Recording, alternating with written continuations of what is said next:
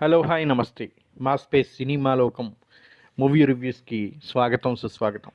ఈరోజు మరో అద్భుతమైన చిత్రంతో మీ ముందుకి. చక్కటి నటన చాతుర్యం కలిగినటువంటి రెండు భాషల్లో ప్రముఖంగా ఉన్నటువంటి నటులు వాళ్లే స్వయంగా నిర్మించి తీసుకొచ్చినటువంటి సినిమా కాంత ఏ విధంగా ఉందో చూద్దాం.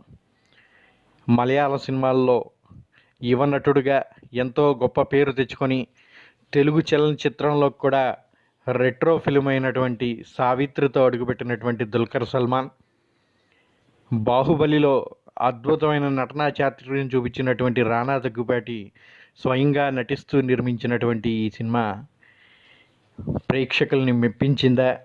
రెట్రో యాక్టర్స్గా అద్భుతమైన యాక్టింగ్ ఆల్రెడీ నిరూపించుకున్నటువంటి వీళ్ళు ఈరోజు ఈ సినిమాని ఏ విధంగా ప్రేక్షకుల మదిని గెలిచారో లేదో చూసుకుందాం. ముందుగా చిత్ర తారాగణాన్ని కానీ చూసుకుంటే నటీనటులు దుల్కర్ సల్మాన్, సముద్రకని, భాగ్యశ్రీ బోర్సే, రానా దగ్గుబాటి. సంగీతం Jhanu Chanthar, cinematography Dani Sanchez Lopez, editing Llewellyn అందోజ్, నిర్మాత రానా, దుల్కర్, ప్రశాంత్ పోట్లూరి, జోమ్ వర్గీస్. రచనా దర్శకత్వం సెల్వమణి సెల్వరాజ్. మరి నవంబర్ 14న విడుదలై అన్ని ద్విభాషా చిత్రంగా అన్ని ప్రాంతాల్లో ప్రముఖంగా రిలీజ్ అయినటువంటి ఈ సినిమా ఏ విధంగా ఉందో చూద్దాం. ఒక పీరియాడిక్ రెట్రో సినిమాగా జోరు కొనసాగిస్తున్న కాలం ఇది. దుల్కర్ సల్మాన్ ఈ తరహా కథలకు కేర్ ఆఫ్గా నిలుస్తారు. ఆల్రెడీ అద్భుతమైన విజయాన్ని చూసినటువంటి సావిత్రి సినిమాలో జెమినీ గణేషన్గా నటించి మెప్పించినటువంటి దుల్కర్ సల్మాన్ కాంతాలో మరోసారి అటువంటి ప్రయత్నమే చేశారని చెప్పచ్చు. ఈ కథకి సంబంధించి తమిళనాడులో వివాదాలు కూడా చోటు చేసుకున్నాయి. మరి తమిళనాడులో ఈ సినిమా రిలీజ్ చేయడానికే ఇబ్బందులకు ఎదుర్కొ చేసినటువంటి ఒక సినిమాలోనే సినిమా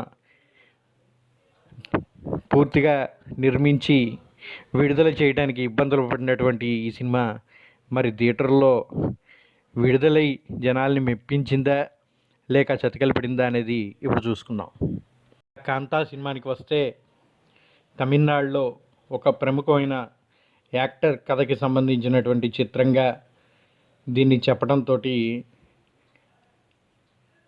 వాళ్ళ మనవాళ్ళు కోర్టులో కేసేసి ఈ సినిమాని రిలీజ్ని నిలుపుదల చేయాలని చెప్పేసి ఒకవైపు ప్రయత్నం చేస్తుంటే బలమైన ప్రచారంతో ప్రేక్షకులకు ముందుకు వచ్చింది ఈ సినిమా. అలాంటి ఈ సినిమా వినోదాన్ని పంచిందా లేదా అని చూసుకుందాం. ఇక కథ విషయానికి వస్తే అయ్యా అని సముద్రకని ఓ ప్రముఖ దర్శకుడిగా తన తల్లి జీవితం ఆధారంగా శాంత అనే చిత్రాన్ని తెరకెక్కించాలనుకుంటాడు. తన శిష్యుడైన టీకే మహదేవన్ దుల్కర్ సల్మాన్ అందులో హీరోగా ప్లాన్ చేసుకుంటాడు. కానీ సినిమా మధ్యలోనే ఆగిపోతుంది. కొన్నాళ్ళ తర్వాత మళ్ళీ ప్రారంభం అవుతుంది. ఈసారి కూడా హీరో మహాదేవనే. అయితే ఈసారి తాను చెప్పిన క్లైమాక్స్తోనే సినిమాని తీయాలని ఒక షరతుతో ఒప్పుకుంటాడు హీరో.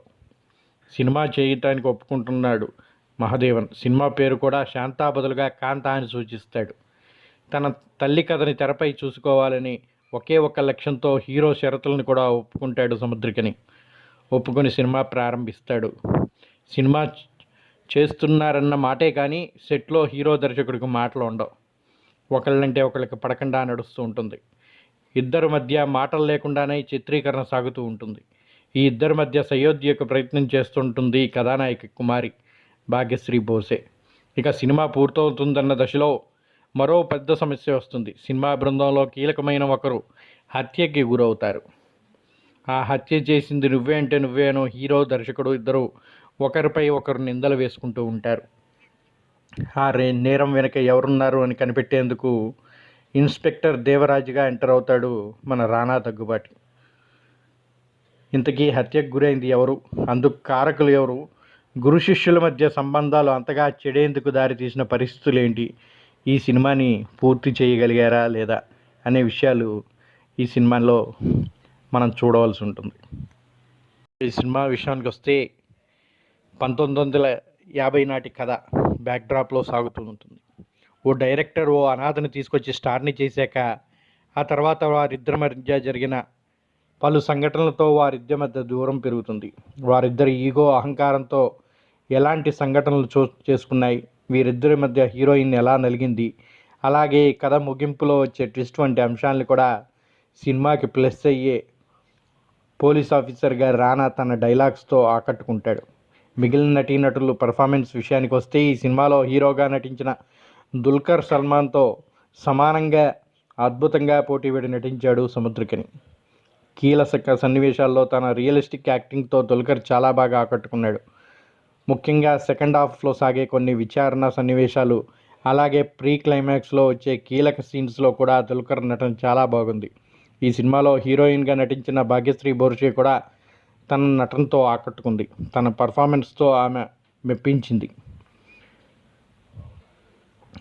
అలా రానా మరియు మిగిలిన నటీనటులు కూడా తమ పాత్రలో మెప్పించారు.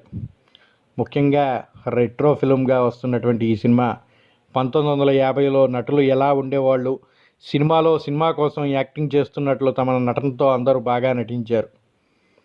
అంతా బాగానే అనిపించినట్టుగా ఉన్నప్పటికీ సినిమా కేవలం ఒక వర్గం ప్రేక్షకులనే కనెక్ట్ అవుతుందని చెప్పచ్చు. రెగ్యులర్ కమర్షియల్ ఎలిమెంట్స్కి దూరంగా సాగిన ఈ సినిమా మిగిలిన ప్రేక్షకులకి ఎంతవరకు కనెక్ట్ అవుతుంది అనేది డౌటే. చాలా లాజికల్ పాయింట్స్ని పర్ఫెక్ట్గా రివీల్ చేసిన డైరెక్టర్ కొన్నింటిని మాత్రం ఇండైరెక్ట్గా చాలా సింపుల్గా చూపించి వదిలేశాడు. అలాగే కీలకమైన సన్నివేశాలని బాగా రాసుకున్నప్పటికీ మిగిలిన సన్నివేశాల్లో ప్రధానంగా సెకండ్ హాఫ్ మధ్యలో వచ్చే కొన్ని సీన్స్ని ఇంకా ఆసక్తికరంగా మలిచి ఉంటే బాగుండేది. దీనికి తోడు ఈ కాంతా సినిమా స్క్రీన్ ప్లే కూడా చాలా రెగ్యులర్గా రొటీన్గా సాగింది. సినిమా చూస్తున్నంతసేపు తర్వాత ఏం జరుగుతుంది, మహదేవన్ పాత్రకు అయ్యా పాత్రకు మధ్య ఏం జరుగుతుంది, ఏం జరగబోతుంది అనే ఉత్కంఠ ప్రేక్షకులను బాగానే కలిగించినా అదే పాయింట్ చుట్టూ కథని సాగదీయడంతో సినిమాలో కొన్ని చోట్ల ఇంట్రెస్ట్ మిస్ అయింది. అద్భుతమైన నటనతో ప్రేక్షకుల్ని మెప్పించగలిగే రానాని ఈ సినిమాలో అంతగా వాడుకోలేదని చెప్పచ్చు.